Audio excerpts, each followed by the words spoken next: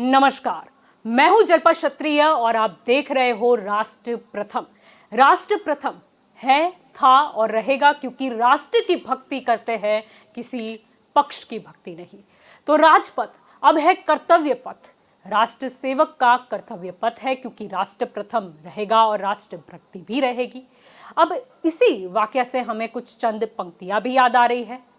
वो कहते हैं ना कि अग्निपथ अग्निपथ अग्निपथ, वृक्षों भले खड़े हो घने हो बड़े, एक पत्र छा भी मांग मत मांग मत मांग मत, अग्निपथ अग्निपथ अग्निपथ।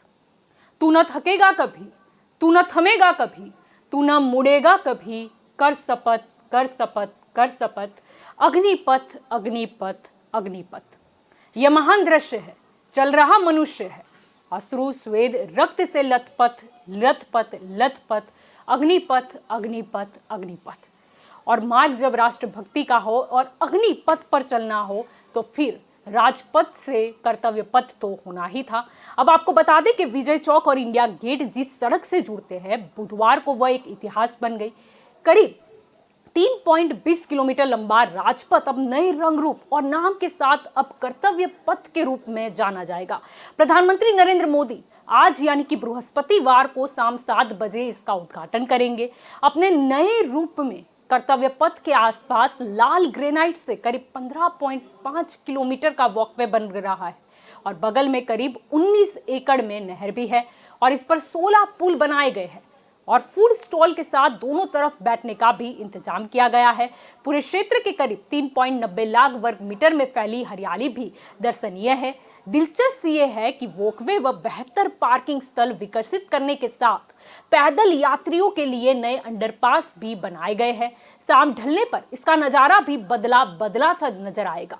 अंधेरा घिरने पर जिन अत्याधुनिक लाइट से यह झगमगाएगा, उसका अनुभव ही कुछ अलग होगा। आपको बता दें कि शुक्रवार से यह हिस्सा आम लोगों के लिए अब आम हो जाएगा। तो इसके साथ प्रधानमंत्री नरेंद्र मोदी इंडिया गेट पर नेताजी सुभाष चंद्र बोस की 28 फुट ऊंची प्रतिमा का भी अनावरण करेंगे। ग्रेनाइट पत्थर पर उकेरी गई इस प्रतिमा का वजन 65 मीट्रिक टन है। बुधवार को इसे उसी स्थान पर ही स्थापित कर दिया गया है जहां बीते 23 जनवरी पराक्रम दिवस पर नेताजी की होलोग्राम प्रतिमा का अनावरण किया गया था। अब आपको कुछ इतिहास भी बता दें कि आजादी से पहले राजपथ को किंग्सवे और जनपथ को क्वींसवे के नाम से जाना जाता था और स्वतंत्रता मिलने के बाद क्वींसवे का नाम बदलकर जनपथ कर दिया गया था और जबकि किंग्सवे की बात करें तो उसे राजपथ के नाम पर जाना जाने लगा। अब आजादी के 75 वर्ष पूरे होने के बाद अब इसका नाम कर्तव्य पथ कर दिया गया है। केंद्र सरकार का मानना है कि राजपथ से राजा के विचार की झलक मिलती है जो शासितों पर शासन करता है और जबकि लोकतांत्रिक भारत में जनता ही सर्वोच्च मानी जाती है। नाम में बदलाव करके जन प्रभुत्व और उसके सशक्तिकरण का एक उदाहरण देने के लिए ये सब कुछ किया गया है। अब आपको साथ ही कुछ ये भी बता दें कि नई दिल्ली नगर पालिका परिषद यानी कि एनडीएमसी ने बुधवार को राजपथ और सेंट्रल विस्टा लोन का नाम बदलकर कर्तव्य पथ कर दिया है।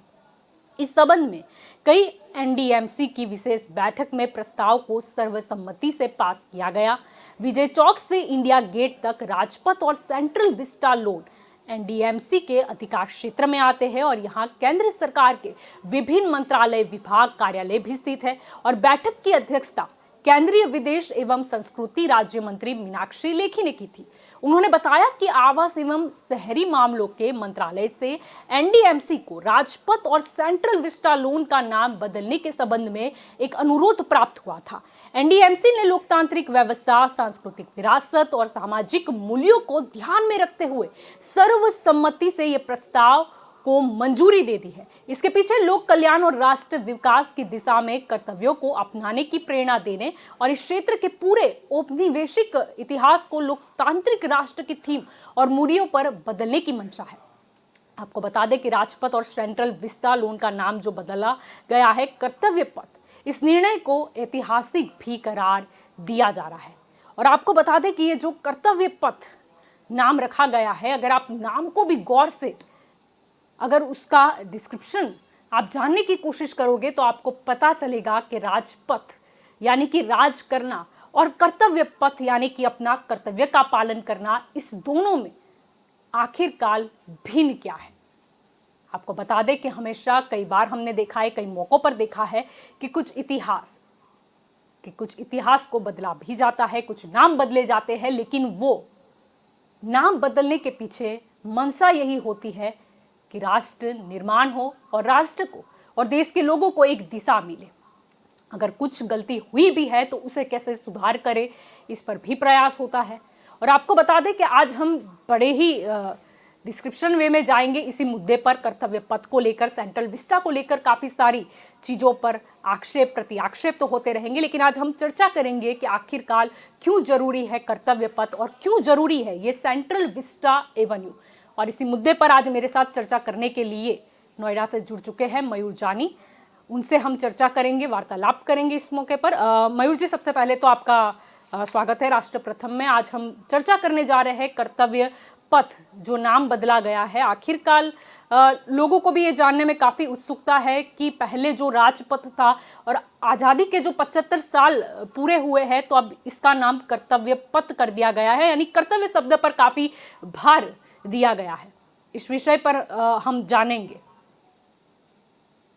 और साथ ही हम दर्शकों को ये भी बताना चाहेंगे, कुछ झलकियां दिखाना चाहेंगे, ये जो निर्माण किया गया है सेंट्रल विस्टा और ये जो कर्तव्य पथ, कुछ आधुनिक तस्वीरें, कुछ वीडियो भी हमारे सामने आए हैं। हम सबसे पहले वो जानने का भी प्रयास करेंगे। आपको दिखाते हैं हम स्क्रीन पर दृश्य।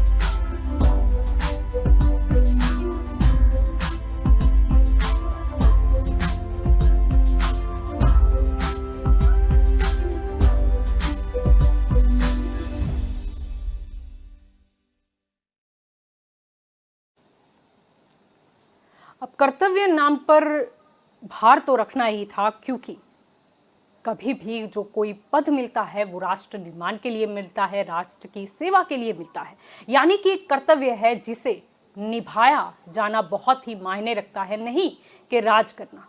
और इसी विषय पर हम आज जो चर्चा कर रहे हैं कि किस तरीके से नाम को बदला गया है, किस तरीके से लोगों में भी काफ़ी चर्चा है, काफ़ी उत्साह भी है, क्योंकि समय के साथ हमेशा से प्रयास किया जाता है कि कुछ ना कुछ सुधार लाया जाए। अब आपको ये भी हम बता देंगे इस मौके पर कि किस तरीके से राजपथ कर्तव्य पथ हो गया है, और आपको ये भी बता दें कि काफ़ी आधुनिक सुविधाएं दी गई है। और इसका अगर आप पूरा रिसर्च देखेंगे, अगर आप गौर करोगे कि इसमें ये जो प्रोजेक्ट पूरा जो सेंट्रल विस्टा जो एवन है इसमें क्या क्या आएगा, तो अगर उस पर पूरा गौर करोगे तो राष्ट्रपति भवन उसमें है।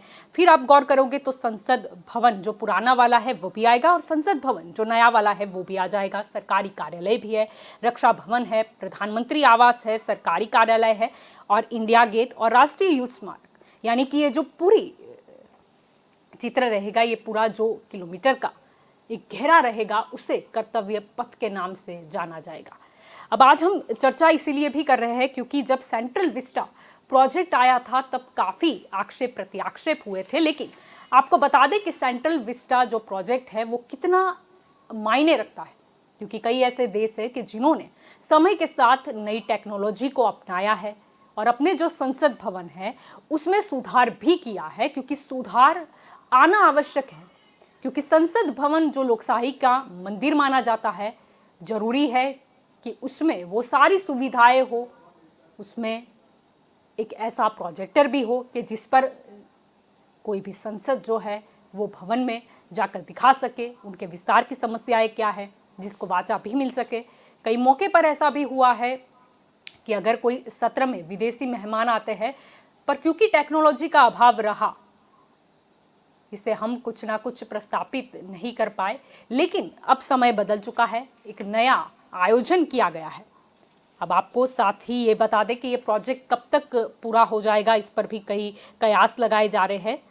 और आपको ये भी बता दें कि हम सरकार ने जो ये किया है, लोकसभा में जिस तरीके से बताया गया था कि मास्टर प्लान के तहत 5 परियोजना पर काम चल रहा है, जिसमें नया संसद भवन आता है, सेंट्रल विस्टा एवेन्यू का पुनः विकास आ जाता है, कॉमन केंद्रीय सचिवालय के 3 भवन आ जाते हैं, उपराष्ट्रपति एन्क्लेव आ जाता है और एग्जीक्यूटिव एन्क्लेव भी इसमें शामिल है। और अगर सेंट्रल विस्टा एवेन्यू की बात करें तो पुनः विकास का काम तो पूर्ण हो चुका है और जिसी का आज प्रधानमंत्री उद्घाटन करने जा रहे हैं। और आपको बता दें कि 4 अगस्त को जिस तरीके से सरकार ने जवाब दिया था उसके मुताबिक नए संसद भवन के निर्माण का 17% काम जो है वो पूर्ण हो चुका है और 2022 तक ही इसका पूरा होने की उम्मीद बताई जा रही थी।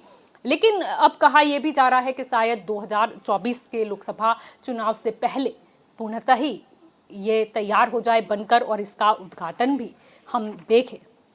और इस परियोजना की बात करें तो इसमें भी करोड़ों का खर्च होने का अनुमान है और ये खर्च करना इसलिए भी आवश्यक है क्योंकि समय के साथ टेक्नोलॉजी से हमें ये बताना है। और आपको ये भी बता दें कि क्यों आवश्यकता हुई नए संसद भवन की। कुछ लोग ये भी बोलते हैं कि पुरानी जो हमारी इमारत है वो तो हमारा इतिहास है वगैरह वगैरह, लेकिन आपको बता दें कि अगर परिसीमन हुआ, अगर सीटें बढ़ाई गई तो नए संसद भवन में उस सभी के मुताबिक आयोजन किया गया है। अगर हम अभी के पुराने संसद भवन की बात करें तो वो परिसीमन के बाद जो सीटें बनने वाली है उस हिसाब से वो तैयार नहीं हो सकती थी।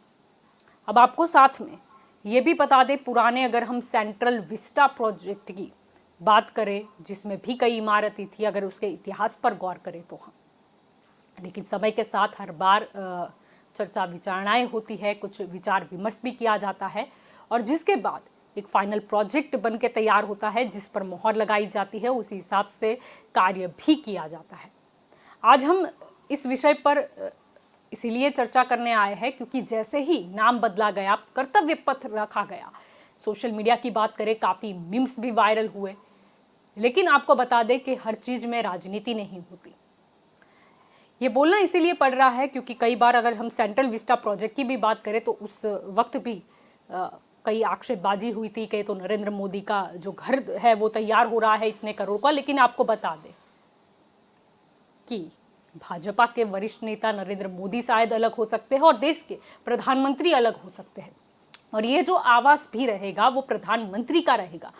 यानी व्यक्ति कौन है वो महत्व नहीं है, लेकिन देश की प्रधानमंत्री की जो कुर्सी है उस पर कौन विराजमान होता है ये उसके लिए महत्वपूर्ण होगा। अगर आप इस पर सोचोगे तो आपको पता चल जाएगा कि ये जो आक्षेपबाजी होती है या फिर राजनीतिक कुछ बयानबाजी हम सुन लेते हैं और आम लोगों में वो घर कर जाती है, ऐसा बिल्कुल नहीं होता है।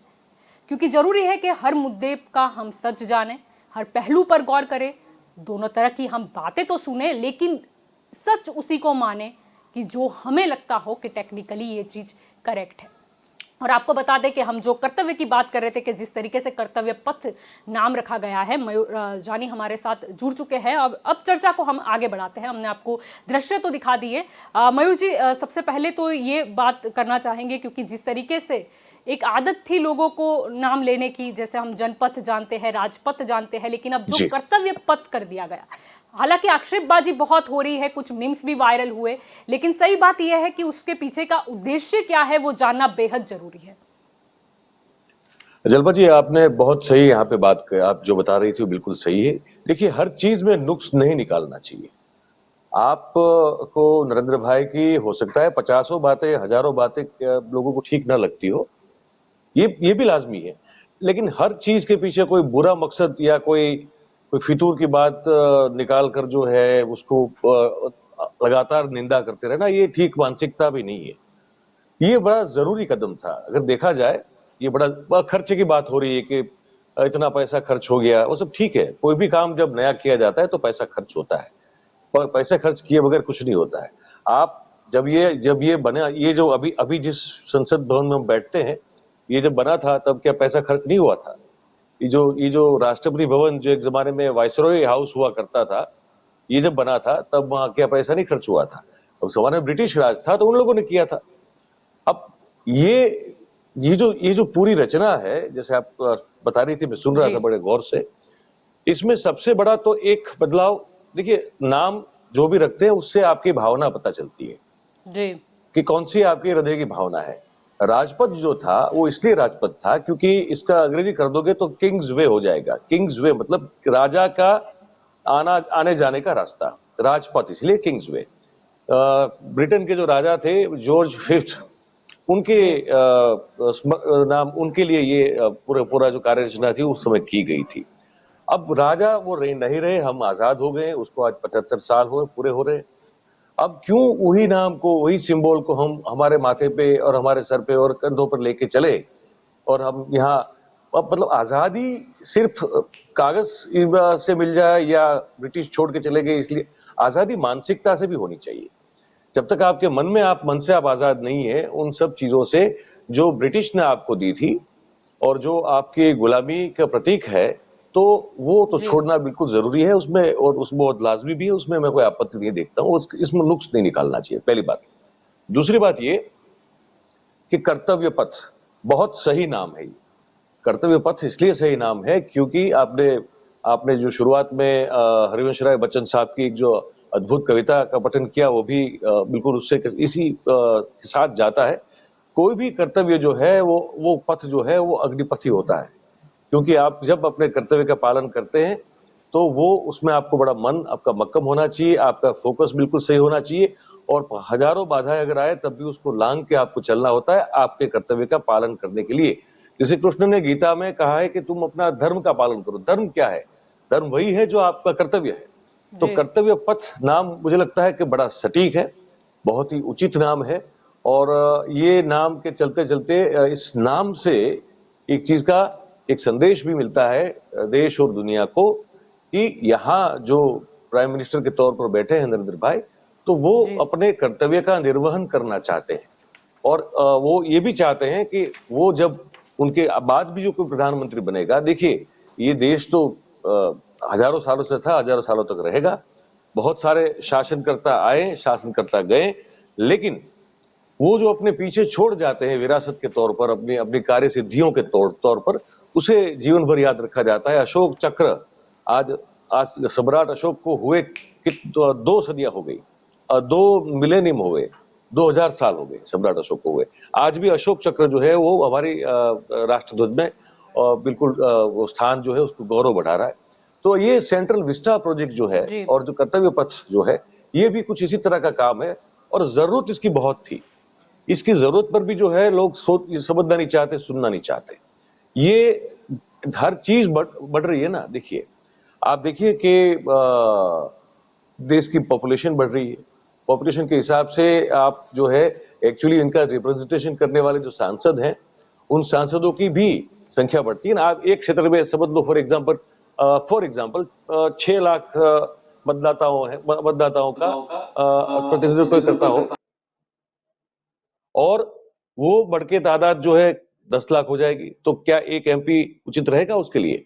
वो क्या सबको, सभी सबकी बात को, सभी की जरूरत को, उनकी एक्सपेक्टेशन को क्या वो पूरा कर पाएगा? वो संभव नहीं है। तो आने वाले समय में ऐसी रचना चाहिए कि जी बढ़ती हुई आबादी में जनप्रतिनिधियों की संख्या भी बढ़नी चाहिए, और उसके लिए भी जो एक बैठक व्यवस्था होनी चाहिए, वो भी बहुत जरूरी है। तो जी और बहुत सारी चीजें हैं। तो वो अब जैसे आप हम लोग बात करते जी जाएंगे, डेफिनेटली अलग अलग मुद्दों पे बात करेंगे। पर मेरे ख्याल से ये बिल्कुल सही कदम है, और इसको इसको सराहना चाहिए। इसकी टीका या निंदा जो है करना बिल्कुल जी जरूरी नहीं है। जी बिल्कुल। जिस तरीके से हम चर्चा कर रहे हैं, सबसे पहले अगर सेंट्रल विस्टा का हम जिक्र करते हैं कि जिस तरीके से कोरोना काल आया, जिसमें काफ़ी हमने देखा कि काफ़ी मीम्स भी बने, काफ़ी आक्षेपबाजी भी जी। हुई। और उस वक्त एक बड़ा मीम्स चला था जिसमें ये कहा जा रहा था कि नरेंद्र मोदी जो है उनका घर तैयार हो रहा है, 20,000 करोड़ का उनका महल होगा। लेकिन लोग ये क्यों भूल जाते हैं कि प्रधानमंत्री आवास बन रहा है, ना कि नरेंद्र मोदी का घर। क्यों लोग ये अलग नहीं कर पाते हैं कि भाजपा के वरिष्ठ नेता नरेंद्र मोदी हो सकते हैं, लेकिन साथ में वो प्रधानमंत्री भी है। अगर ये आवास बनता है तो वो प्रधानमंत्री पद पर जो विराजमान होगा, नरेंद्र मोदी की आयु 100 साल हो, उनका राजनीतिक करियर भी काफी ऊंचाइयों को छुए, शायद हो सकता है 2024 में भी वो आए। लेकिन ऐसा तो नहीं है ना कि वो सालों साल रहेंगे। प्रधानमंत्री आवास तो बन गया, वो तो रहेगा, और जो प्रधानमंत्री बनेगा वो उसी आवास में रहेगा। बिल्कुल, देखिए दैहिक रूप से अमरत्व प्राप्त करने वाले जो हमारे यहाँ जो महापुरुष गिने जाते हैं वो 7 हैं। जी उससे उसके अलावा कोई ऐसा 8वां व्यक्ति नहीं माना जाता जो दैहिक रूप से भी अमर हो, जी जो जीवित हो। तो हर एक जिसके जिसका जन्म हुआ है उसके कभी न कभी इस देह को छोड़ के जाना है। तो मैं जैसे पहले कह रहा था कि ये कोई नरेंद्र मोदी का खुद का आवास नहीं है। ये जी जैसे आप कह रही थी, ये प्रधानमंत्री का आवास है। वहां आवास होगा, आवास के अलावा बहुत सारी चीजें हैं, वहां जी आवास बिल्कुल। भी है। तो वो जो जी आवास जो उनका अभी नया बना है, तो वो एक देश के प्रधानमंत्री का आवास है। वो हो सकता है जैसे आप कह रहे नरेंद्र भाई एक बार एक और टर्म जीत जाए, हो सकता है उसके एक बाद और टर्म जीत जाए, जी लेकिन यावत चंद्र दिवाकरो तो वो नहीं रह सकते ना, कोई भी नहीं रह सकता, सबको जाना होता है एक दिन। लेकिन ये आवास तो रहेगा वहां पे। और ये जो पूरी नई रचना उन्होंने बनाई है, ये पूरी रचना आने वाले पता नहीं मुझे, जो मैं किसी से बात कर रहा था यहाँ दिल्ली में, तो कहा कि बहुत लंबी और बहुत दूर की सोच को ध्यान में रखते हुए ये पूरी योजना जो है उस पर खर्च किया गया है, उसको ऐसे बनाया गया है जी ताकि आने वाले लंबे अरसे तक जो भी जरूरत हो, जो भी नीड हो, उसको जी पूरा किया जा सके। तो जी ये बिल्कुल आप ठीक कह रही थी कि ये तो प्रधानमंत्री का आवास है, और सेंट्रल विस्टा जो है देश के लिए बना है। जी ये बिल्कुल। कोई निजी हाँ, कोई निजी निवेश तो है नहीं है। जी जी बिल्कुल। बिल्कुल। और कई बार हमने इस मौके पर देखा कि जैसे ही अंक आते थे कि इतने करोड़ों का खर्चा होने वाला है, तब भी प्रश्न उठाए जा रहे थे। लेकिन ये तो मानना होगा, क्योंकि कई अगर हम देशों की सूची देखें तो वो नाम काफ़ी सारे हैं कि जिन्होंने आगे चलकर नई टेक्नोलॉजी से अपना जो संसद भवन है वो बनाया है। कुछ सालों की एक लिमिटेशन भी होती है, जब भी हम देखते हैं कि कोई भी इमारत खड़ी होती है तो उसकी एक आयु तय होती है कि ये कितने साल तक ये जो है वो बखूबी मजबूती से खड़ी रहेगी। और अब आई थिंक जरूरत आन भी पड़ी है, अगर इसके साल की भी बात करें, जिस तरीके से पहले बनाई गई थी पुरानी संसद, और काफी साल बीत चुके हैं, और अब तो आई जरूरत आनी ही पड़ी है। ये बिल्कुल जरूर आन पड़ी। देखिए 1900 मेरे ख्याल से 21 में इसकी शुरुआत, जो अभी ये संसद है जो जहां पे अभी कार्रवाई चलती है और जी सदन मिलता है, वो इन 1921 में उसको बनाना शुरू किया था। एडविन लुटियंस साहब थे, जो जिसके नाम से पूरा वो इलाका भी जाना जाता है, लुटियंस कहा जाता है। और हर्बर्ट बेकर थे। ये दोनों बड़े अच्छे आर्किटेक्ट थे, उनका बड़ा नाम था, उन्होंने बहुत बड़ी बड़ी अच्छी अच्छी इमारतें पूरी दुनिया में बनाई हुई है। जी पर उसको भी बनाने के लिए लगभग लगभग 7 साल लगे थे, जी ये जो संसद भवन आज का हम देख रहे हैं। और भी मतलब देखिए फिर लगातार काम इस उस पूरे क्षेत्र में चलता ही रहा था। तो कोई रातों रात तो कुछ हो नहीं जाता है, और टाइम लगता है, पैसा खर्च होता है, और उसके हिसाब से पेशेंस का रखना भी, पेशेंस का होना भी बहुत जरूरी है। देखिए हर चीज जो है वो निरंतर है, चीजें लगातार होती रहती हैं, और उसके साथ साथ आप जो है समय को अगर उस तरह से, उस नजरिए से, उस चश्मे से अगर देखना चाहोगे, तो मुझे लगता है कि वो ठीक नहीं है। इसलिए कि आप जब प्लान करते हो, उसके बाद आप, अब इस दुनिया में किसको पता था कि कोरोना जैसी जो महामारी जो है वो आएगी और 2 साल तक पूरी दुनिया जो है उसको बंद करके रख देगी, पिंजरे में पूर देगी, इतनी डेथ हो जाएगी, कितने सारी चीजें, कितने सारे प्रोजेक्ट्स, कितने सारे लोगों के सपने, हर चीज खत्म हो गई। जी तो ये एक निरंतर प्रोसेस है, कुछ भी होता है और उसमें आपको सिर्फ ये देखना होता है कि जो चीज बन रही है, जो जिसके लिए खर्च हो रहा है, जिसके लिए पूरा प्रयास हो रहा है, क्या वो सही बन रही है और उसका आने वाले दिनों में क्या हमको सही अर्थ में फायदा मिलेगा। मुझे लगता है कि ये जो पूरा ढांचा बना है, जो पूरी रचना हुई है, जी ये बिल्कुल ठीक तरह से हुई है। खर्च जो किया गया है, मुझे लगता है कि आने वाले लंबे अरसे तक, जैसा जी आप कहते थे कि हर चीज की एक आयु होती है, तो बिल्कुल। इसकी भी एक बड़ी लंबी आयु होगी और फिर देश में इस तरह के निर्माण की जरूरत नहीं पड़ेगी। तो इसको वेलकम करना चाहिए। जी बिल्कुल। और साथ ही अगर हम आज बात कर रहे हैं कि सेंट्रल विस्टा एवेन्यू का उद्घाटन होगा, और साथ ही अगर हम इंडिया गेट की बात करें तो नेताजी सुभाष चंद्र बोस की जो प्रतिमा है उसका भी अनावरण किया गया। हम पहले भी देख चुके हैं कि बीते अगर हम 23 जनवरी की बात करें जहां पर नेताजी की होलोग्राम प्रतिमा का अनावरण किया गया था। अब ये सुधार भी क्यों आवश्यक है, ये भी लोगों के लिए जानना बहुत जरूरी है। देखिए, ये भी बहुत जरूरी इसलिए था मेरे ख्याल से, क्योंकि सुभाष चंद्र बोस से बड़ा मैंने बहुत कुछ पढ़ा है उनके बारे में। मैं जी काफी क्यूरियस रहा हूं उनकी जीवनी को लेकर। मैं हमेशा ये कहता हूं, खुल के कहता हूं, मुझे किसी चीज की परवाह नहीं होती कि कौन क्या बोलेगा। मुझे जी लगता है कि अगर सही अर्थ में इस देश में अंतिम कोई, अगर सही अर्थ में पराक्रमी और वीर पुरुष जिसकी हम व्याख्याएं पुराने जमाने में सुनते थे, अगर कोई हुआ होगा तो वो सुभाष चंद्र बोस साहब थे। जी उनका पूरा जीवन इतने साहस, हिम्मत और पराक्रम से भरा है कि जिसकी आप किसी और से तुलना कर ही नहीं सकते। ये तो हमारा कमनसीब रहा जलपा जी कि जी ये इनको देश छोड़ के जाना पड़ा। वरना अगर वो यहीं पे रहते और उनका उनका अगर तिरस्कार नहीं किया गया होता महात्मा गांधी जी के द्वारा, जी तो और उनको ना द्रोह हुआ होता उनका जवाहरलाल नेहरू के द्वारा, जी तो सुभाष चंद्र बोस 1940 के दशक के और उसके बाद भी इस देश के सबसे बड़े और सबसे लोकप्रिय नेता हुआ करते थे। जी और जितना खौफ उनसे ब्रिटिश खाती थी, जी उतना डर उनको किसी से नहीं था। तो इतने बड़े हमारे हीरो का अगर इंडिया गेट पे, अगर वहां पे उनकी उनकी प्रतिमा ना हो, तब सवाल उठना चाहिए। क्यों हो बिल्कुल। रहा है, तो सवाल होना ही नहीं चाहिए। इससे जी बड़ा कोई महापुरुष पिछले अंतराल में कोई हुआ ही नहीं जलपा जी। जी तो ये तो बड़ा लाजमी है कि उसी ऐसे ही महापुरुष की, ऐसे ही वीर पुरुष जी की एक प्रतिमा यहाँ नेशनल मेमोरियल के जो जवान ज्योति थी वहां पे उन्हीं की लगनी चाहिए। तो ये बहुत जी सालों बाद पर बहुत ठीक काम हुआ है जलपा जी। जी बिल्कुल।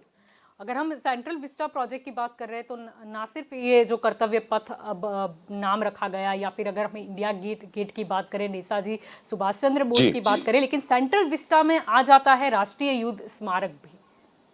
बिल्कुल, नेशनल वॉर मेमोरियल, बिल्कुल बिल्कुल बिल्कुल। और ये हम कई बार ये सोचते हैं ना, तो हमको जैसे ये देश को पता नहीं क्यों एक तरह से निर्माल्य करने की जो है ना बहुत कोशिश की गई है। मैं बताऊं, विचारधारा को मोड़ कर ये देश तब तक इस पूरी दुनिया का सबसे महान देश हुआ करता था जब तक वो अपनी आत्मरक्षा करने के लिए कड़े से कड़े और विकराल युद्ध करने से डरता नहीं था।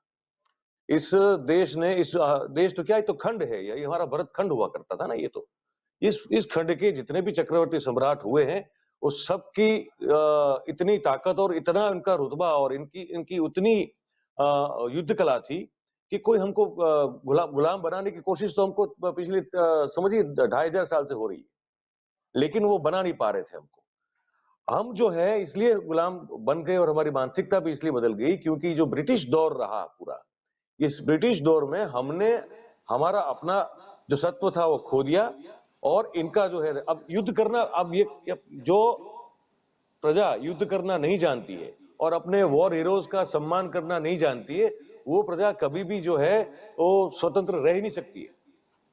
इसमें कोई जी वॉर मेंटालिटी को बढ़ावा देने की बात नहीं है। जी आप गुजरात में देखिए, आप तो सौराष्ट्र से परिचित हैं। जी वहां जो लोग शहीद होते हैं, चाहे गाय की रक्षा के लिए हो या धर्म की रक्षा के लिए हो, उनके उनकी वो खामियां लगाई जाती है, जिसको एक टिपिकल वर्ड है सौराष्ट्र में पालिया। वो क्यों आज उसकी पूजा की जाती है? क्योंकि उनको याद करना, उनकी पूजा करना, उनको नमन करना, क्योंकि वो उस धर्म के लिए कुछ अच्छा करने के लिए वो शहीद हुए थे, उन्होंने अपनी जी जान दी थी। तो ये तो देश की रक्षा करते करते शहीद हुए हैं। इनसे बड़े हीरो हो कौन सकते हैं? तो इनका वो मेमोरियल ठीक से ना हो। जी आप देखिए अमेरिका में एक पूरा एक बिल्डिंग है, वहां वो हर एक जो शहीद होता है सैनिक, उसके नाम का एक सितारा लगता है, उसकी एक पूरी जीवनी लिखी जाती है, और जी उसको देखने के लिए अमेरिका भर से लोग जाते हैं और अपनी श्रद्धांजलि वहां पे जो अर्पित करते हैं। तो उसमें कौन सी बुरी बात है? और ये तो होना ही चाहिए था। ये बहुत देर जी से हुआ बिल्कुल। है, लेकिन ये होना चाहिए था। जी जी। बिल्कुल। ऐसे तो हम राष्ट्र प्रथम के नाम से ही अब जाने जाते हैं, लेकिन प्रश्न यहाँ पर यही उठता है कि ये सूत्र किसने दिया वो मायने नहीं रखता, लेकिन राजनीति की भी बात करें जो हम काफी लंबे अरसे से डिस्कस कर ही रहे हैं कि जी। जब भी किसी चीज का विरोध होता है तो क्यों ये नहीं देखा जाता कि ये देश के लिए हो रहा है या तो फिर कोई दल है जो राजनीति का प्रयोग कर रहा है। हमेशा जैसे सेंट्रल विस्टा प्रोजेक्ट की बात कर ले, अब ऐसा तो है नहीं कि सिर्फ भाजपा के ही संसद भवन में आकर बैठेंगे वहां पर उनके मेंबर ऑफ पार्लियामेंट। ये जो हो रहा है बिल्कुल वो तो बिल्कुल। सभी के लिए हो रहा है, और हो रहा है वो जनता के लिए हो रहा है, क्योंकि हमारा देश तो लोकशाही का है। ये क्यों लोग भूल जाते हैं? अगर उनको विरोध करना है तो आप ये बताइए, या कुछ प्रश्न ऐसे कीजिए कि आप इसमें ये सुधार कीजिए, या फिर आपने जो प्रोजेक्ट की डिजाइन तैयार की है इसमें ये कुछ चीज की कमी लग रही है, आप इसमें सुधार लाइए। इस तरीके की राजनीति नहीं देखने मिल रही है। नहीं नहीं, बिल्कुल देखनी। अब इस तरह की राजनीति नहीं, मतलब टीका, सिर्फ टीका और निंदा की राजनीति से कोई देश आगे नहीं बढ़ता है। जी हकारात्मक सकारात्मक टीका टिप्पणी जो है वो ठीक है, पर सिर्फ ये समझ कर कि अब कैसे भी करके कोई भी चीज का विरोध ही करना है, जी तो उससे कोई फायदा नहीं होता है। पर ये चीज नरेंद्र भाई का एक सबसे बड़ा पॉइंट ये है जलपा जी, जी कि वो इन सब चीजों को अपने आसपास कहीं आने भी नहीं देते हैं, और बिल्कुल। अपने हिसाब से उनको जो करना है वो करते रहते हैं। जैसे मैं बताऊं जी आपको, उन्होंने बहुत सारे जो गुलामी के प्रतीक थे उनको उनको ध्वस्त कर दिया। आपको ये याद होगा, इंडियन नेवी का ध्वज जो था, ठीक है, अब उसको भी बदल दिया गया। ठीक है, ये 2 सितंबर को ही बात है। ठीक है, ये उन्होंने जो है ध्वज से गुलाबी के प्रतीक को हटा दिया। अब नेवी के ध्वज में औपनिवेशिक अतीत की छाप दिखती थी, मतलब पुराने अतीत की, हमारी गुलामी वाला जी अतीत था उसकी छाप दिख रही थी। ठीक है, नए ध्वज में लाल रंग के सेंट जॉर्ज क्रॉस को हटा दिया गया। वो ब्रिटिश का था भाई, हमारा थोड़ी था। जी तभी हम इंडियन रॉयल नेवी हुआ करती थी, अब हम इंडियन नेवी है। तो बिल्कुल। जॉर्ज साहब जो महाराजा थे, उनके क्रॉस का हमारे ध्वज के क्या काम है? तो उसको हटा दिया गया। उसकी जगह छत्रपति शिवाजी महाराज की जी शाही मोहर जो थी उस समय की, उसको प्रेरित चिन्ह के तौर पर लगा दिया गया। ठीक है, और ऊपर बाईं ओर तिरंगा बना दिया साथ में। ठीक है, दाईं ओर नीले रंग की पृष्ठभूमि वाला एक अष्टकोण, जिसमें सोनेरी रंग का एक राष्ट्रीय प्रतीक अशोक चिन्ह बना हुआ है। ठीक है, और सबसे नीचे संस्कृत में शं नो वरुण लिखा है। संस्कृत का एक सूक्त है वो, जिसका अर्थ होता है जल के देवता वरुण हमारे लिए शुभ है। तो ये तो हम, ये इसमें गलत क्या है? बिल्कुल। हम ब्रिटेन के उस राजा की आज भी जय जयकार क्यों करें, जी जिसने बिल्कुल। हमको इतना इतना इतना शोषण किया है हमारा, जी कि आप उसकी, हाँ, वही शशि थरूर का बड़ा प्रख्यात एक लेक्चर आपको याद होगा, जो उन्होंने वहां जाके उन जी लोगों को उजाड़ दिया था कि आप जो ये आपकी समृद्धि वो हमारे खून पसीने के कमाई से आपने ये सब बनाया हुआ है। तो ये करना कोई बड़ी बात, मतलब अच्छी बात है, कोई बुरी बात तो है नहीं। बिल्कुल। सत्ता में आने के बाद इन्होंने 1500 से ज्यादा पुराने कानून जो उसको ध्वस्त कर दिया, जिसका कोई मतलब नहीं बनता था। बिल्कुल। और उन्होंने कहा कि आगे भी करेंगे, जैसे जैसे जो जो कानून बेमतलब बनते जा रहे हैं, जो अब जी सांप्रत नहीं है, तो उसको ध्वस्त कर दिया जाएगा। तो ये सब हिम्मत के काम है, ये देश के भले जी के काम है, इसमें कोई तकलीफ नहीं है। आप जानती है, रेलवे बजट पहले अलग से पेश हुआ करता था, जी अब उसको उन्होंने जो मेन बजट अपना है, एक ही बिल्कुल। बजट का हिस्सा बना दिया। उसको अलग करने की क्या जरूरत है? तो वो भी उन्होंने कर दिया ताकि टाइम भी बचे। और जी बिल्कुल। उसके बाद मैं आपको बताऊं कि बीटिंग रिट्रीट सेरेमनी में अबाइड विथ मी की छुट्टी कर दी उन्होंने, उस गाने की। वो जी भी ब्रिटेन की बिल्कुल। वाहवाही करने वाला गाना था। ठीक है, बिल्कुल। तो वो उन्होंने हटा दिया, और उसकी जगह मशहूर कवि है हमारे प्रदीप जी, उनका जो बेहतरीन गाना है, जिसको आज जी भी जब सुनते हैं तो हम झंझना जाते हैं, "ए मेरे वतन के लोगों जरा बिल्कुल। आंख में भर लो पानी"। ठीक है, अब उसको रिप्लेस कर दिया गया। तो ये तो अच्छी बात है। ये सब जो है वो एक राष्ट्र के अपने पुरातन भूतकाल, अपना जो पुरातन काल था उसके सम्मुख फिर से रखने की बात हो रही है। तो ये कोई टीका टिप्पणी या निंदा या जी क्रिटिसाइज करने के मुद्दे तो नहीं है जलपा जी। जी बिल्कुल। और साथ ही अगर आज हम जो चर्चा कर रहे हैं कि कुछ चीजें हैं या फिर कुछ कहीं पर सुधार की आवश्यकता है, तो वो सुधार कर देने में ही समझदारी है।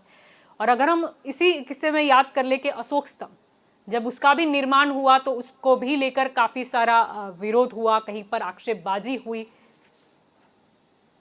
बिल्कुल अब जो इनका शिल्पकार था उसकी जब उसका इंटरव्यू चला तब लोगों ने जो है इसको ऊपर चर्चा करना बंद किया। उन्होंने कहा कि भैया आप जो अशोक स्तंभ देख रहे हैं आपको लगता है कि वो विकराल नहीं है। अब शेर विकराल नहीं होगा तो क्या होगा? जी शेर बिल्कुल। शेर होता है ना, वो उसका जी स्वरूप ही रौद्र स्वरूप है। अगर सौम्य मुद्रा में बैठा है तब भी उसका उसका स्वरूप ही है कि आप कोई भी खौफ खाएगा उससे। बिल्कुल। वो स्वाभाविक रूप से है। तो वो तो जैसा उसको एनलार्ज करोगे, जैसे उसको बड़ा करोगे तो जी आपको उसका जो ये स्वरूप है वो दिखाई देगा। तो ये तो बड़ी महत्वपूर्ण बात है। और जी उसमें चर्चा फिर भी मैं ये कह रहा हूँ विपक्ष बार बार ये भूल कर रहा है जलपा जी कि जी ये ऐसे मुद्दों को हाथ में पकड़ रहा है जो एक्चुअली उनको पकड़ने नहीं चाहिए जी बिल्कुल। और वहां मार खा रहा है। और एक दूसरी बात मैं जोड़ना चाहता था जी कि सुभाष बाबू की बात चल रही थी हमारी, ठीक है। जी अब आपको भी पता होगा, हमारे दर्शकों को अगर पता ना हो तो बता दूं, एक्चुअली इस देश के सबसे पहले राष्ट्र प्रमुख थे वो सुभाष चंद्र बोस थे।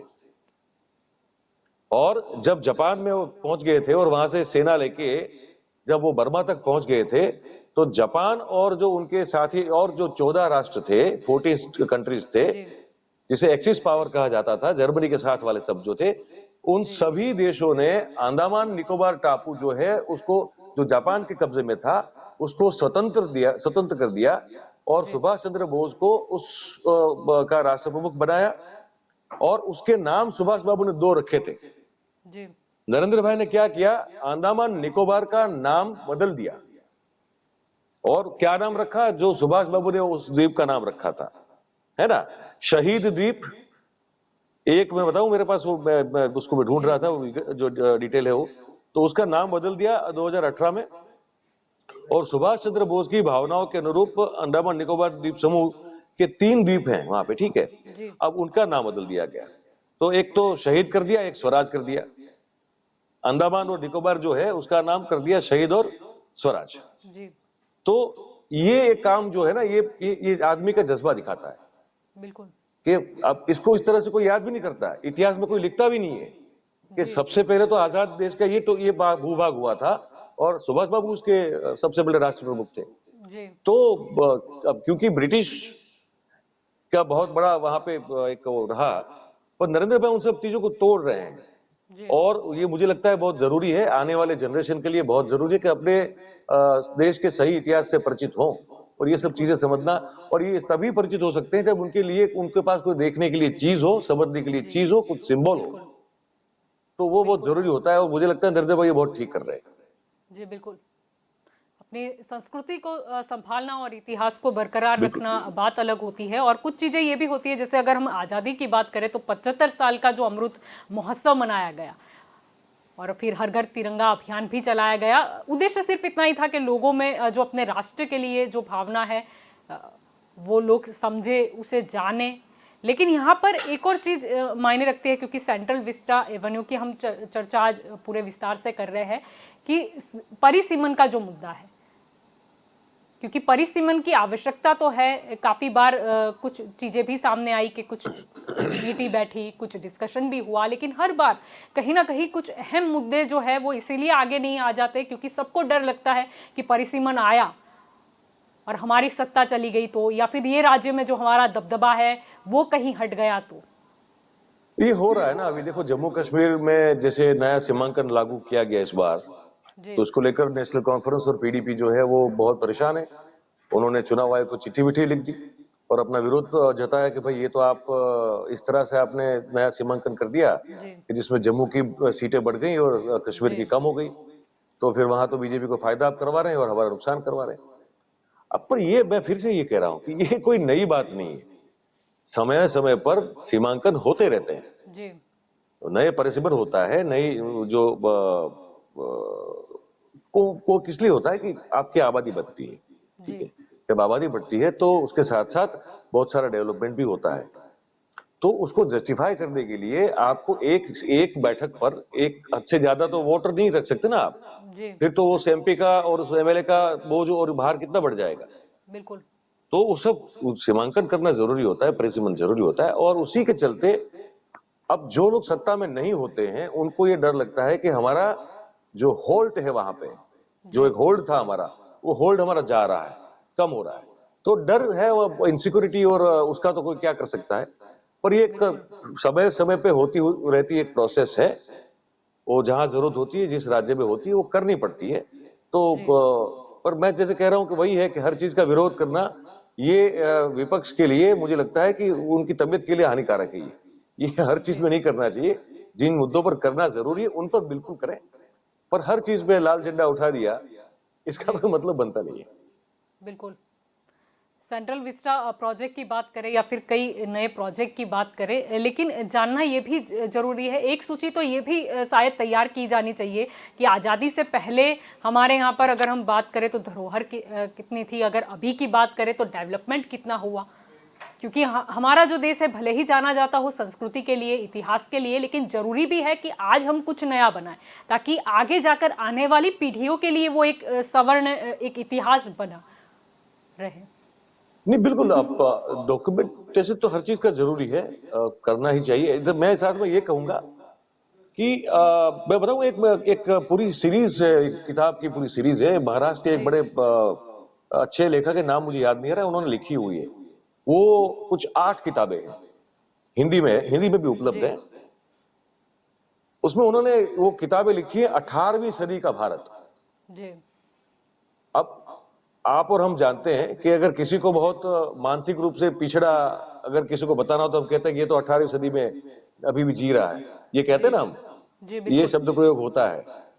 ये हकीकत में इतना गलत शब्द प्रयोग है। जब आप उस किताब के पूरी सीरीज को पढ़ोगे तो आपको समझ में आता है कि 18वीं सदी का भारत इतना आगे था, इतना विकसित था। और आपको बताऊं, आश्चर्य हो जाएगा दर्शकों को, जी वो भारत कृषि प्रधान भारत नहीं था, वो भारत उद्योग प्रधान भारत था। जी और इतने अलग अलग उद्योग जो थे उस देश में, अलग अलग प्रदेशों में, उस प्रदेश की तासीर को लेकर पनपे भी थे और बहुत समृद्ध थे। जी बिल्कुल। आपको बताऊं, ये ब्रिटिश कहां से मालदार हुए। जी उन्होंने यहाँ की जो हमारी उत्पाद थी, जी जो प्रोडक्शन हमारा हुआ करता था, उसको वो अपनी मर्जी के दाम से खरीदते थे, रॉ मटेरियल। ब्रिटेन में जाके उसको प्रोसेस करवाते थे, बिल्कुल। और फिर कंपलसरी वही मटेरियल यहाँ के लोगों को, हम लोगों को, हमारी ही जो रॉ मटेरियल की पैदाइश बन के आई है उसको हमको जी 3 गुना, 4 गुना, 6 गुना पैसा देके खरीदना पड़ता था। और यहाँ पूरा उद्योग उन लोगों ने, हर तरह का उद्योग उन्होंने खत्म कर दिया। जी और वहां अब इस तरह से वहां पे वो लोग जो है औद्योगिक क्रांति अपने वाला है। जी उसी तरह कृषि में भी बहुत आगे थे हम लोग। बिल्कुल। हम हस्तकला में बहुत आगे थे। हम ये जी एस्ट्रोनॉमी जो ऐसे कहते हैं, थोड़ी ना सोने एस्ट्रोनॉमी की मतलब, चिड़िया कहा जाता था। बिल्कुल बिल्कुल, मतलब हम खगोल विज्ञान में इतने इतने बढ़िया थे। सबसे पहले जब इन्हों को देखा था ये अंग्रेजों ने, तो उनको आश्चर्य हुआ था कि ये हाथ की उंगलियों के इस तरफ गिनती करके कोई कैसे बता सकता है कि चंद्र ग्रहण कब होगा, सूर्य ग्रहण कब होगा। बिल्कुल। वो तो अबूझ लोग थे बड़े। ये जो भी बने हैं वो हमारी पर हमको चूज के बने हुए हैं। वो वेधशाला हमारी उस समय की जो हुआ करती थी, बिल्कुल। उनको समझ में नहीं आ रहा था कि ये इस परछाई को देखते हुए कैसे समझ में आता है कि कितनी घड़ी, कितना वक्त बचा। अब हमारे यहाँ तो क्षण से लेके प्रहर तक की पूरी गिनती है ना, बिल्कुल। वो तो सदियों से है। इनको मालूम नहीं था कुछ। ये हर जी चीज जो है उस पुस्तक की श्रेणी में आपको पढ़ने को मिलेगी। तो ये इस इतिहास का सामना जी आज की पीढ़ी को करवाना बहुत जरूरी है। बिल्कुल। कि हम 18वीं सदी में तो बहुत एडवांस थे, बहुत मॉडर्न थे। सिर्फ 150 साल में इस लोगों ने हमको खत्म कर दिया। 150 साल में। उसके जी बाद तब तक तो जी 18वीं सदी का भारत तो वो बहुत महान भारत था, अद्भुत भारत था वो। और उसकी पहचान आज की पीढ़ी को होनी चाहिए। और उसके लिए जो भी करना पड़े वो करना मतलब उसके लिए कुछ खर्च भी करना पड़े तब भी मैं तो कहता हूँ उसमें कोई आपत्ति नहीं है, क्योंकि अपने अगर आपको अपनी चेतना और आपके आपके पुरानी आपका इतिहास को अगर आपको उससे रूबरू होना है तो उसमें जो भी यत्न करना पड़े वो करना चाहिए। लेकिन पीढ़ी, आज की पीढ़ी और आने वाली पीढ़ी को ये समझ में आना चाहिए कि हम कौन जी थे, और ज्यादा दूर नहीं, 5,000 साल पहले की बात नहीं कर रहा हूँ, जी 200 साल पहले की बात कर रहा हूँ, 250 साल। तो वो तो समझना जरूरी है। जी बिल्कुल। अगर हम चर्चा कर रहे हैं कि विश्व गुरु बनना है तो फिर इसके लिए सबसे पहली नीड ही शायद ये होती कि हमारे पास आधुनिक संसद भवन हो, कि जिसमें अगर कोई बैठता भी है तो वो अपने विस्तार की कोई समस्या है उसकी कुछ वीडियो है वो भी दिखा सके, या उनके पास कोई प्रोजेक्ट है कि इस तरीके से हम करें तो हमारा विकास हो सकता है या फिर देश के निर्माण में ये महत्वपूर्ण कदम होगा। लेकिन ये सब चीज़ों का अभाव देखने को मिला है, और कई साल में तो हमने ऐसा भी देखा कि अगर कुछ सत्र में विदेशी मेहमान आते हैं तो क्योंकि हमें शर्मिंदगी महसूस करनी पड़ी कि कहीं माइक बंद हो गया या फिर कहीं बैठने की जगह तक नहीं है। नहीं एक मुझे मुझे लगता है इसका एक ही लॉजिक इसके लिए काफी है जल्पा जी, जी कि जैसे जैसे जैसे आप अभी कुछ समय पहले बोल चुकी हैं, जो बहुत सही था, कि हर एक चीज की एक आयु होती है, बिल्कुल उसके बाद एक नई चीज होना बहुत जरूरी हो जाता है जो उस समय की मांग को पूरा करता है।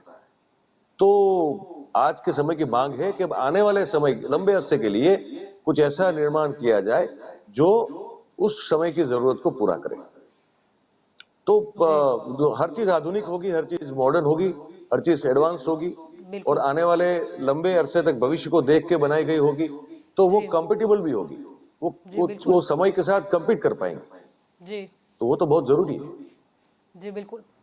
और उद्घाटन तो आज शाम 7 बजे प्रधानमंत्री नरेंद्र मोदी द्वारा बिल्कुल कर बिल्कुल। दिया जाएगा, और इसके साथ ही शुक्रवार से बात करें तो आम लोगों के लिए भी ये जगह अब जी आम होने जा रही है, क्योंकि जरूरी है कि अगर देश के नागरिक यहाँ पर नहीं देख पाएंगे कि क्या निर्माण है या फिर नहीं समझ पाएंगे तो फिर तो क्या बात हो। नहीं, सबके लिए जरूरी है, और ये देखना बहुत जरूरी है कि जो भी एक सोच कुछ साल पहले डिसाइड, मतलब किसी एक विजन के जरिए जो उसको मूर्तिमंत करने की जी कोशिश की गई थी, वो मूर्तिमंत कैसे हुआ बिल्कुल है ना।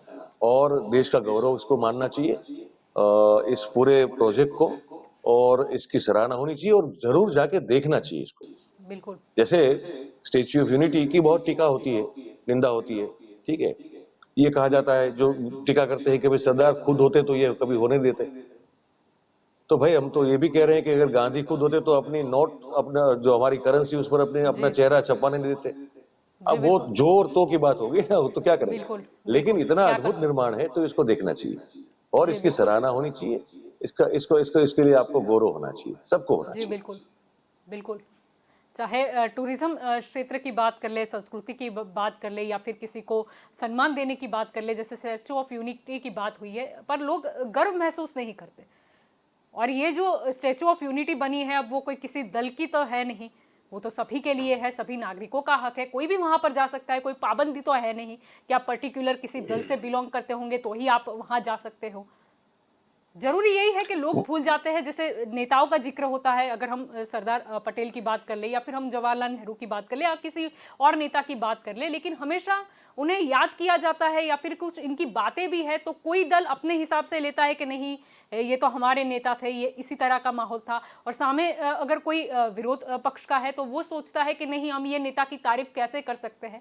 यानी यही सब चीज़ों में जो हमारा इतिहास है वो भी कहीं ना कहीं दम घोट रहा है, और अभी जो हमारा वर्तमान बन रहा है उसमें भी हम देख रहे हैं कि इसी तरीके विरोध के चलते ये एक दम घोट रहा है। हाँ, ये बिल्कुल सही है आपकी बात। विरोध करने के लिए, सिर्फ विरोध करने के लिए ही आप विरोध करते रहोगे तो फिर कंस्ट्रक्टिव चीजें कैसे होंगी। बिल्कुल जवाहरलाल नेहरू की आप जब निंदा करते हो, जैसे भारतीय जनता पार्टी बहुत करती है, और इसके साथ ये भूल जाते हैं कि जवाहरलाल नेहरू जो ऑलमोस्ट 14 साल तक देश के पहले प्रधानमंत्री रहे, 14 साल भी थोड़ा, 16 साल, तो तब तक, तब ब्रिटिश छोड़ के गए हमको, रियासतें एक की गई सरदार पटेल के द्वारा, जी और हर चीज का विभाजन हुआ। हमारा सैन्य भी जो है वो भी कुछ हिस्सा पाकिस्तान को गया, हमारी ट्रेजरी में जो उस समय पैसा जो बचा था वो भी उसमें से पाकिस्तान को गया। ठीक है, हमारे संसाधन जो है उसमें से जी बहुत सारे जो गए थे वो गए। वहां हर हर सिरे से नई शुरुआत करनी थी। तो उस समय काल उस काल में उन्होंने जो किया है, जो शुरुआत की है, आज हम जो इसरो के आज सिद्धियां हम देखते हैं कि क्या क्या रिकॉर्ड ब्रेक काम हो रहा है वहां पे, तो वो शुरुआत उन्होंने करवाई थी।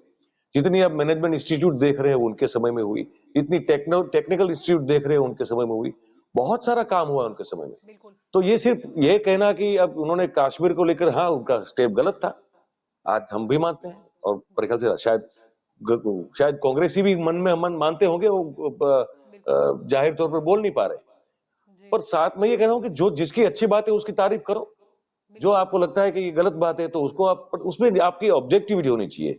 किसी भी दल के हो, किसी भी पार्टी के हो, आपके हो, किसी और के हो, पर जब तक जो जिसने अच्छा किया है उस बारे में बोलने की एक हिम्मत होनी चाहिए। वाजपेयी में हिम्मत हुआ करती थी। जी वाजपेयी साहब वो थे। जी, अब अडवाणी ने एक बार हिम्मत दिखाने की कोशिश की जेना की मजार में जाके, तो उनका पॉलिटिकल कैरियर खत्म हो गया। आप समझ रहे हैं? तो जी हमारा जो ये दोहरा चरित्र है राजनीति में, इस सबको चाहे अनचाहे वो रखना पड़ता है। बहुत कम लोग ऐसे होते हैं जो राजनीति में रहते हुए भी एक ही चेहरा लेके घूमते हैं। उनका जी कोई दूसरा चेहरा होता नहीं है, कोई दोहरी जबान होती नहीं है। ऐसे जी बहुत बहुत विरले मिलते हैं ऐसे। तो पर आदर्श बात तो ये है कि जो कुछ जी कोई अच्छा कर रहा है, जैसे नरेंद्र भाई के बारे में हजार चीजें हो सकती है जो हमको भी पसंद ना हो, आपको पसंद ना हो, जी लोगों को पसंद ना हो सकती है ना। ठीक है, पर ऐसी तो बहुत सारी बातें भी हैं कि जो आपको पसंद है। बिल्कुल। तो जो पसंद है उस पर आपको बोलना भी चाहिए कि हमको पसंद है ये, अच्छा जी किया ये।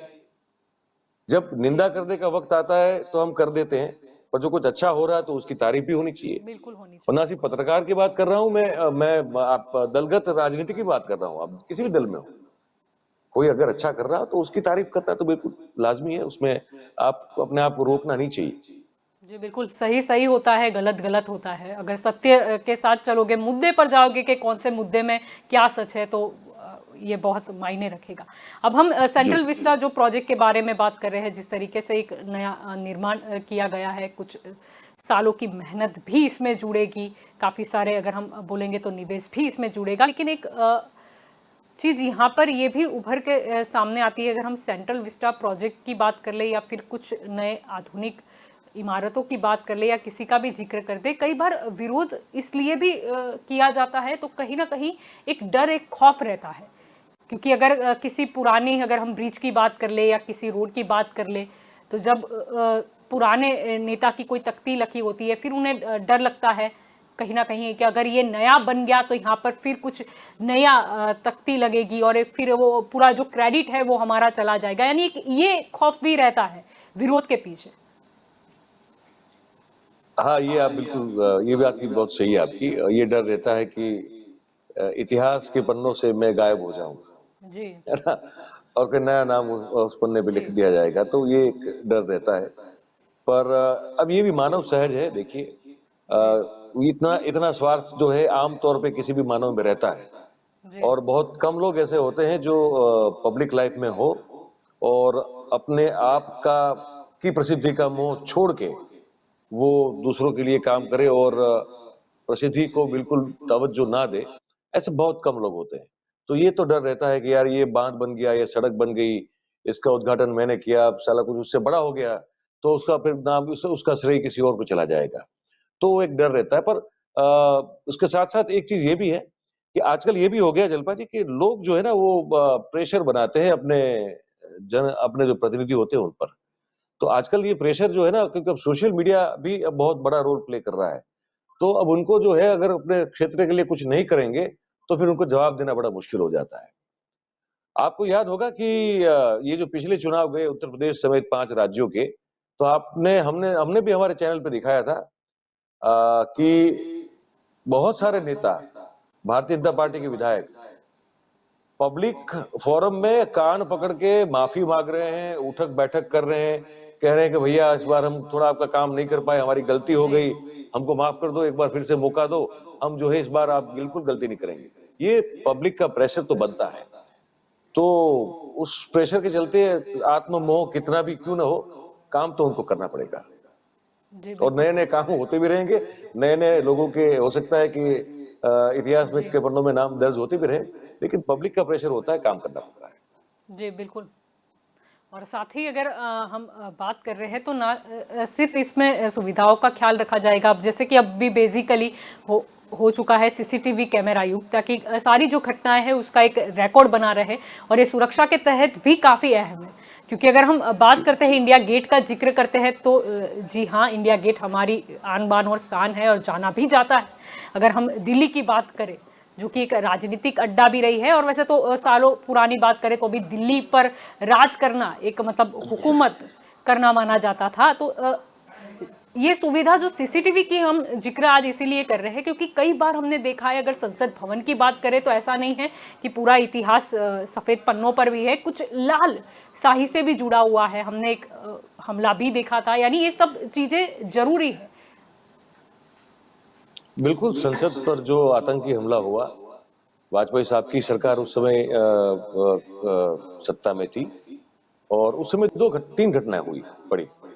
एक तो कश्मीर की विधानसभा पर भी हमला हुआ था, और जो हजरत बाल मस्जिद है वहां पे, जो वहाँ उनका जो वो भी वहां पे फायरिंग हुई थी।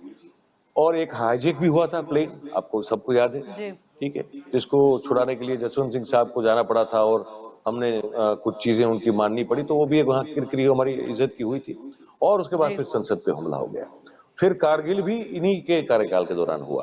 तो जी वाजपेयी साहब का जो दौर था पूरा, वो इन सब घटनाओं से भरा रहा। समझौता एक्सप्रेस भी उसी समय दौड़ी।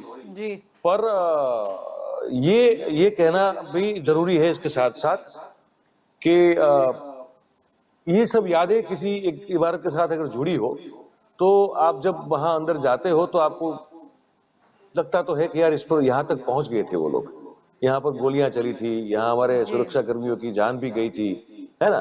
तो एक एक मन में एक वो डंक सा रहता है जी कि ये घटना, ये कालिक लाली लगती है, ऐसे इस प्रकार की घटना लगती है।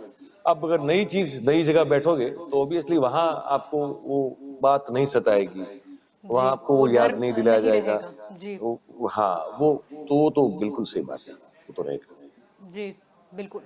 और यहाँ पर अगर हम बात करें तो एक करीबन 19 एकड़ में एक नहर का जो इलाका है उसको भी पुनः विकसित किया गया है। अगर पैदल जी। यात्रियों की बात करें तो 16 पुल भी बनाए गए हैं। यानी कि यहाँ पर ये जो सुविधा का आयोजन किया गया है वो इस मद्देनजर किया गया है कि चाहे वो कोई भी वर्ग हो, चाहे हम किसी कभी कभी तो हमने उद्योगपतियों का भी जिक्र सुना, लेकिन मध्यम वर्ग से लेकर अगर कोई आम लोग भी वहां पर जाते हैं तो उनकी सुरक्षा से लेकर अगर हम बात करें, या फिर उनकी जो भी जैसे पैदल यात्री है, पुल बनाए गए, नहर बनाए गए, फिर पार्किंग का भी वहां पर विशेष तौर पर ध्यान रखा गया। यानी सभी चीजों पर, सभी पहलू पर गौर किया गया है। ऐसा नहीं है कि सिर्फ ये करना है इसीलिए कर दिया। नहीं, वो और इतना बड़ा प्रोजेक्ट जब आप बनाते हैं, जी 1.9 बिलियन के आसपास डॉलर का खर्च इस पर होगा पूरा, जब पूरा, जी तो आप स्वाभाविक तौर पर स्वाभाविक रूप से वो सब चीजों का ध्यान रखोगे जो जरूरी है, और उसमें सुरक्षा सुरक्षा बहुत अहम चीज है। और जबकि ये पब्लिक अट्रैक्शन होने वाला है, जी और लोग चाहे आप जैसे आपने कहा कि आम आदमी हो, छोटा आदमी हो, मध्यम वर्ग का हो, या बहुत अमीर आदमी हो, या कोई बड़ा रसूखदार आदमी, मतलब वीवीआईपी क्यों ना हो, सब लोग यहाँ पे आएंगे। तो जान तो सबकी एक कीमत तो जान की कीमत तो सबकी एक से होती है बेसिकली, मतलब हर एक की जान जो है सुरक्षित रहे। और इसके साथ साथ आपका गौरव जुड़ा होता है, ऐसी जी इमारतें जो बिल्कुल। होती है ना दिलपा जी, इसके साथ साथ अपना खुद का गौरव भी, देश का गौरव जुड़ा होता है। तो जी उस गौरव की रक्षा के लिए सुरक्षा की जितनी भी पुख्ता तैयारी वहां जी पे इंतजाम करने पड़े, वो बिल्कुल यहाँ पे किए जाएंगे। इसका पूरा ध्यान भी रखा जाएगा, ताकि जी ऐसा भी ना हो कि लोग वहां आ रहे हैं देखने के लिए, तो उनको हर जगह मतलब एक शक्ति दिखे। पर जी इतना जरूर होगा कि सर्वेलेंस जो है वो उस तरह का होगा कि लोग बेखौफ होकर वहां पे घूम सके, और बिल्कुल। वहां पे किसी प्रकार की कोई दुर्घटना, इस तरह की आतंकी प्रवृत्ति भी न उसको अंजाम दिया जा सके। ये इस चीज जी का बड़ा ध्यान रखा जाएगा वहां पे। जी बिल्कुल। तो अभी बेहतर तो यही है कि आम लोग समझे कि आखिरकार ये जो निर्माण किया गया वो किस लिए किया गया, और एक बार जायजा भी ले देखे भी सही। मयूर जी आप जुड़े, इसीलिए आपका शुक्रिया। और आपको बता दें कि हम आपको सीधे ही ले चलते हैं कर्तव्य पथ पर। दिल्ली के लाइव दृश्य अब हम आपको दिखाने जा रहे हैं, करिए गौर। Song, and all eyes now towards the entry gate from where Prime Minister Shri Narendra Modi will arrive at the venue to first unveil the statue of Netaji Subhash Chandra Bose and then the inauguration of Kartavya Path. और यहाँ ये बताना भी आवश्यक है क्योंकि उसके बाद एक कार्यक्रम होंगे। जैसे ही अनावरण होगा उसके बाद पंचवाद्यम, और आपने भी बताया कि जो आज़ाद हिंद फौज का गीत है कदम कदम बढ़ाए जा, उसे नेवी का बैंड उसकी धुन को प्ले करेगा। माननीय प्रधानमंत्री पहुंच चुके हैं।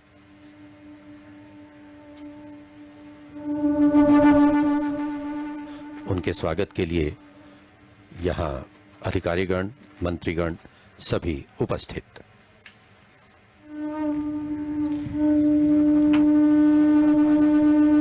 The Prime Minister of India, Shri Narendra Modi, arriving at the venue, greeted by the Minister of State of Housing and Urban Affairs, Shri Kaushal Kishore, the Minister of State Culture, Shri Arjun Ram Meghwal, the Minister of Housing and Urban Affairs, Shri Hardeep Singh Puri, the Minister of Culture, Shri G. Kishan Reddy, and the Minister of State Culture, Srimati Meenakshi Lekhi.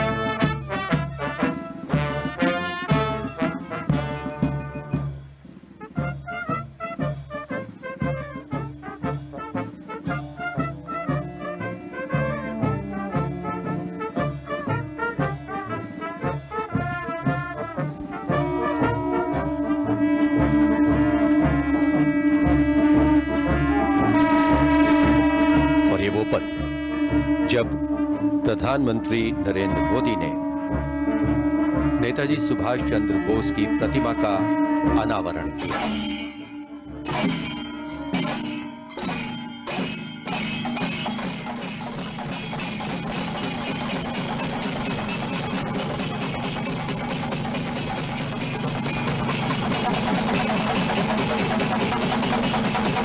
Flowers of gratitude and remembrance. One of the greatest freedom fighters India's ever had.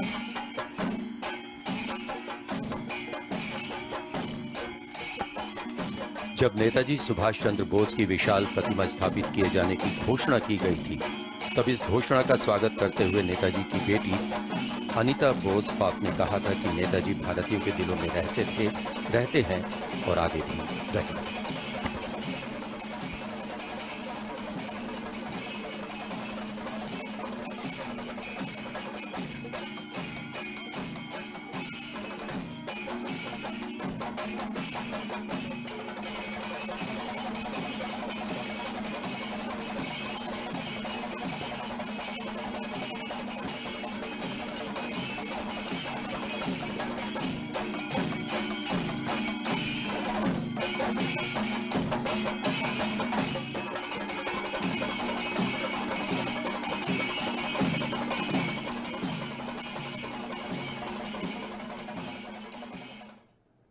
देखा कर्तव्य पथ पर नेताजी सुभाष चंद्र बोस की प्रतिमा का अनावरण किया प्रधानमंत्री।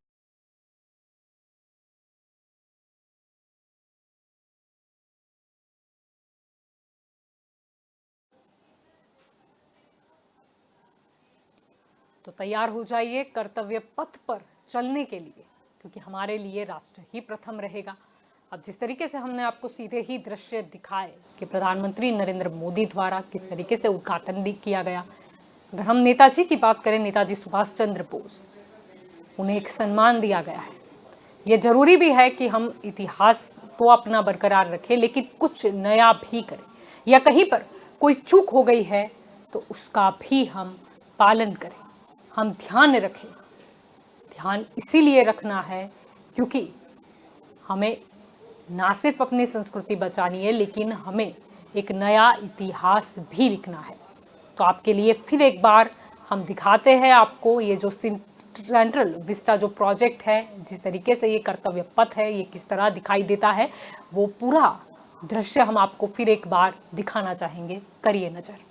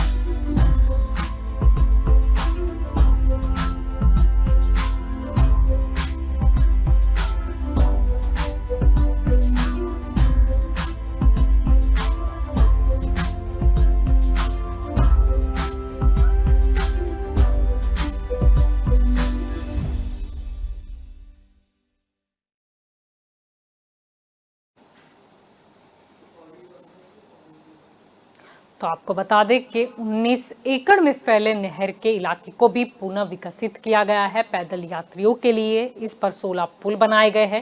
कृषि भवन और वाणिज्य भवन के पास बोटिंग भी आम लोग कर सकेंगे। आपको बता दें कि गाड़ियां की पार्किंग का भी यहाँ पर बंदोबस्त अच्छे से किया गया है। पार्किंग के लिए एक स्पेस दिया गया है। आपको साथ में ये भी बता दें कि ऐतिहासिक लाइट पोल्स और चेन लिंक्स को रिस्टोर किया गया है और 900 से ज़्यादा नए लाइट पोल्स भी लगाए गए हैं। सेंट्रल विस्टा एवेन्यू में अगर देखा जाए तो 3.90 लाख वर्ग मीटर का ये ग्रीन एरिया भी तैयार किया गया है। लोगों के टहलने के लिए 15.5 किलोमीटर लंबा रास्ता तैयार किया गया है और इस पर रेड ग्रेनाइट भी लगा हुआ है। पूरा इलाका जो है वो सीसीटीवी की जद में है और वही करीब 80 सुरक्षा कर्मी भी हर वक्त इस पर तैनात रहेंगे। अब आप जो दृश्य देख रहे हैं वो कर्तव्य पथ के देख रहे हैं। आप देख रहे हैं प्रधानमंत्री नरेंद्र मोदी कुछ ही देर पहले उन्होंने यहाँ पर उद्घाटन किया है और साथ ही सुभाष जी की बात करें हम, उनकी मूर्ति का भी अनावरण हो चुका है। प्रधानमंत्री नरेंद्र मोदी द्वारा यह अनावरण किया गया है। वो दृश्य आप देख सकते हो, कुछ ही देर पहले के ये दृश्य है।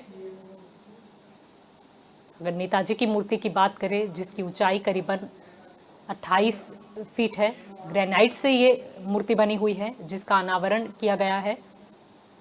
बीते 23 जनवरी की बात करें जहां पर होलोग्राम का अनावरण किया गया था और आज नेताजी की ग्रेनाइट की मूर्ति का अनावरण हो चुका है। पुष्प अर्पण करके नमन करते हुए प्रधानमंत्री नरेंद्र मोदी के ये दृश्य आप देख सकते हो। अगर हम बात करते हैं भारत देश की पहचान इंडिया गेट, जहां पर अब नेताजी सुभाष चंद्र बोस के भी दर्शन किए जाएंगे। एक के बाद एक अहम निर्णय लिए जा रहे हैं। राजपथ जो कि अब कर्तव्य पथ बन चुका है। अगर हम कर्तव्य की बात करते हैं तो हर एक व्यक्ति का कर्तव्य होता है, जब भी कोई पद मिलता है उसका भी एक कर्तव्य होता है, नहीं कि सिर्फ राज करना, लेकिन अपने कर्तव्य का पालन करना ये बहुत जरूरी होता है। दिल्ली से हम ये सारे दृश्य आपको दिखा रहे हैं। कुछ देर पहले के ये दृश्य आप गौर कीजिए। काफी दिनों से इंतजार हो रहा था। हम लोग भी उत्साहित नजर आ रहे हैं क्योंकि उद्घाटन के बाद से कल से यानी कि शुक्रवार से आम लोग भी इस जगह पर टहल पाएंगे।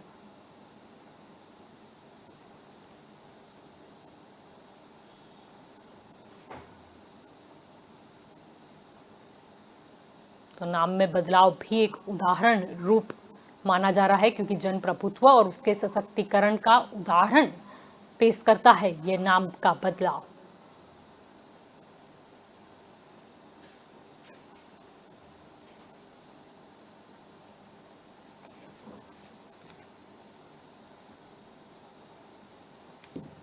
तो राजपथ जो कि अब पहचाना जाएगा कर्तव्य पथ के नाम से।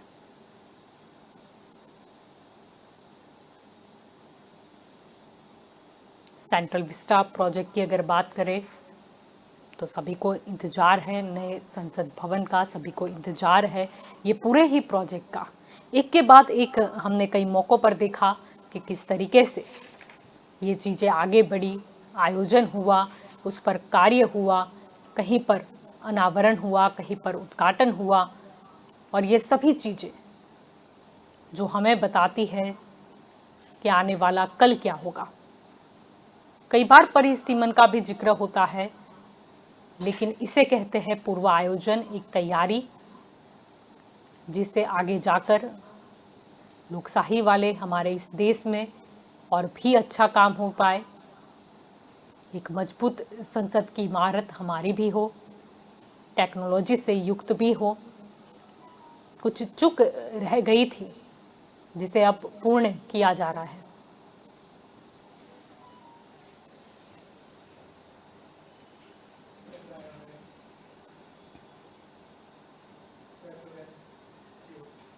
प्रधानमंत्री नरेंद्र मोदी द्वारा नेताजी सुभाष चंद्र बोस की मूर्ति का अनावरण हो चुका है। आज हमने खुलकर चर्चा की कि आखिरकार ये राजपथ को कर्तव्य पथ नाम क्यों दिया गया, क्या कारण है। अगर हम सेंट्रल विस्टा प्रोजेक्ट की बात करते हैं तो ये क्यों जरूरी है, और इसका राजनीति से कोई संबंध नहीं है, लेकिन जनता के हित से क्यों संबंध है, ये भी हमने आपको समझाने का प्रयास किया, क्योंकि राष्ट्र प्रथम हमेशा हमारे लिए रहेगा। तो आप कहीं नहीं जाइए, पर जुड़े रहे समाचारों के साथ, राष्ट्र प्रथम के साथ। नमस्कार।